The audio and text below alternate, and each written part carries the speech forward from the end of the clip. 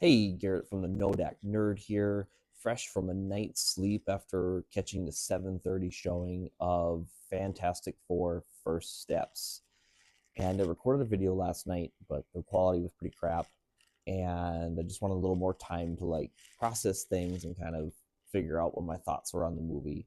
And overall, I still think that the movie was a solid entry into the MCU.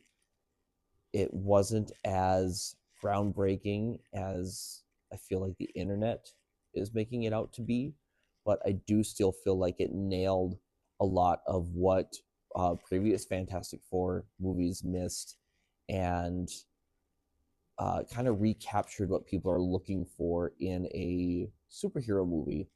So we'll just start with the positives first.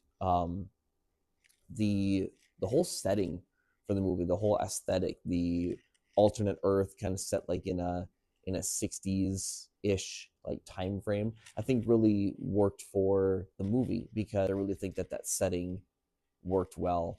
And along with that, them actually just dropping us right into a world where these heroes are well established and they are well loved, and our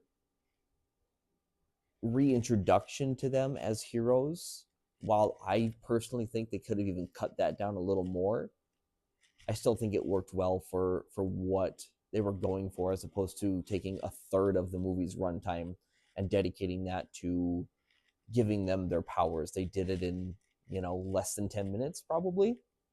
I think that was a very solid move. We know these characters, and if you're going to see a superhero movie, I feel like you, as the audience, kind of know what you're getting anyway. And I mean, I do appreciate how movies like Iron Man set up their heroes, because I'm definitely not familiar with them. But this is the fifth time that we've seen these heroes on screen, although I've never seen the original one that never got released, and I wish I never saw the 2015 one. That one's pretty bad. Um, but I really appreciated how they did that. I think the cast themselves was really great.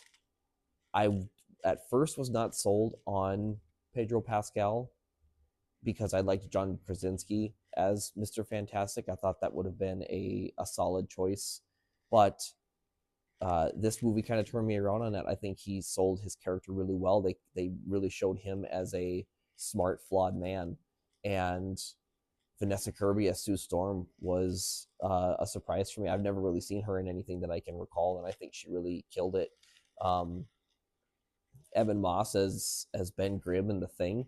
Um, I know like all of his screen time was in CGI, but I really feel like uh, whoever his like voice director was, like they nailed it. They really made him feel like he was part of it. And Joseph Quinn is as Johnny Storm was like perfect casting. I think he really uh came to play in this one, and their focus on this whole family dynamic was really, they really just drove it home in this movie. You have the playful moments between Ben and Johnny, and the relationship between Sue and Reed was, it was all there and it was all tight. And they even Herbie, like I didn't know who Herbie was, and all of a sudden he's just there, and he's there helping out, and everyone treats him like he's a part of the team, which I think was a really cool uh, just addition to this whole family dynamic. And then we get to the other side of the cast where we have Julie Garner as Silver Surfer, Shalabal. I don't remember how you pronounce it. I think she killed it.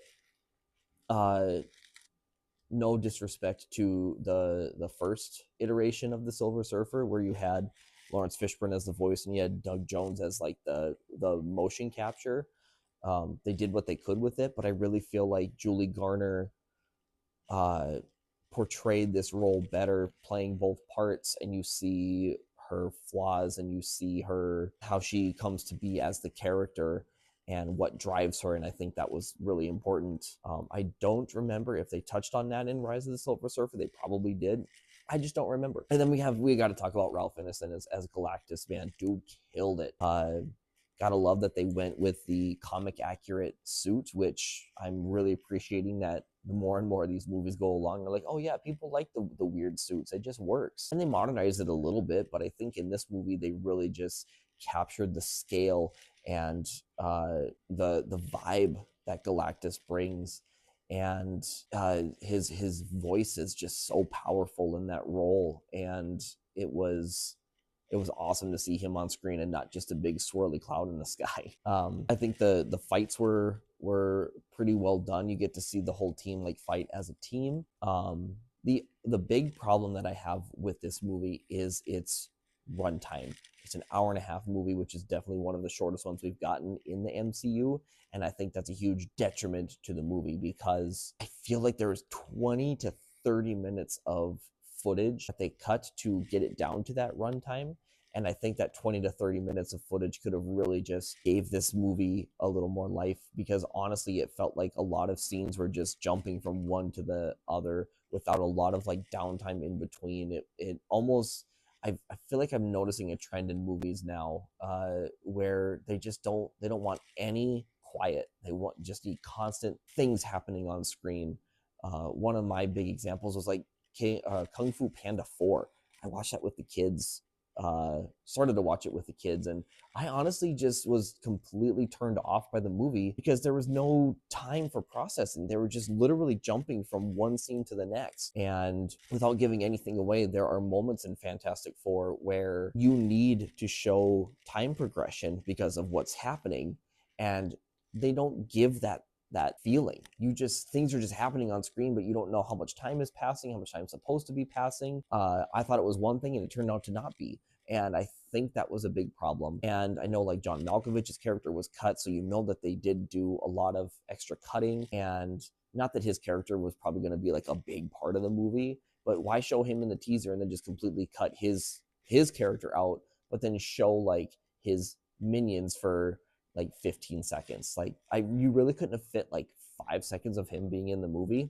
That seems weird to me. And I don't know who's at fault for that. If that's like Kevin Feige saying, hey, we got to make these movies more accessible to the general public. Let's cut this runtime down and let's get new people in here instead of having these 2.5 hour epic movies every time.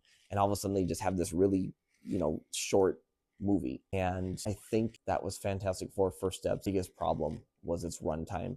But overall, I really enjoyed the movie. I think it's a good first step in the right direction. And I believe that this is the last movie of 2025. So as a Marvel fan, I think we've ate really well this year. We got Captain America Brave New World, which I thought was a fun watch. We got Thunderbolts, or the New Avengers, which was really well done. We did get Ironheart, which I also really enjoyed. And now we have this. I think we got some good content here. It seems like Marvel's kind of, fixing the ship. And with this movie, I believe the next thing that we get as far as like the full MCU is Doomsday. And I'm really looking forward to seeing what they're doing with that. So if you haven't seen Fantastic Four First Steps yet, check it out.